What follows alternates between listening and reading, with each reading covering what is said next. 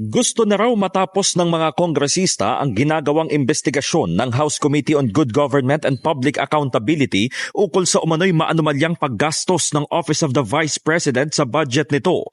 Sa pulong balitaan, sinabi ni House Assistant Majority Leader Jay Cong-hun na nais na nilang mabuo ang committee report kaya mahalaga ang partisipasyon ng resource persons na makapagbibigay linaw sa mga issue. Bukod sa mga opisyal ng OVP na ipinatatawag ng komite, gaya ni na Attorney Zulaika Lopez at Sunshine Fajarda, nakatawag ng pansin sa mga mambabatas ang isa sa signatories ng acknowledgement receipts na kinukwestiyon sa pagdinig na iniuugnay sa confidential funds. Isang nagngangalang Mary Grace Piatos.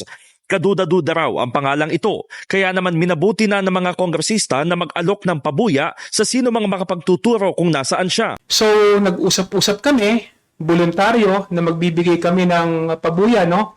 Ng 1 million pesos sa kung sino mang makakapagsabi o makakapagbigay ng impormasyon kung sino si Mary Grace Piatos.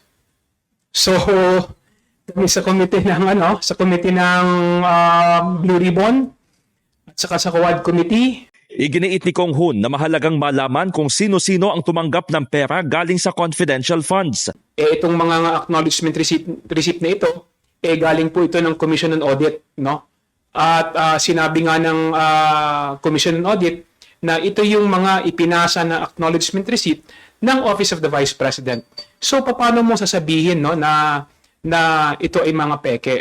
Binigyang diin din nila Union Representative Paulo Ortega na masyado nang naging mabait ang Good Government Panel sa resource persons. Sa tuwing nakikita umano niya ang acknowledgement receipts, maikukumpara lang ito sa listahan sa sari-sari store. We've been lenient enough na bigay na po ang invitasyon, meron na pong mga orders for the resource person. So, nag-aantay pa rin po tayo.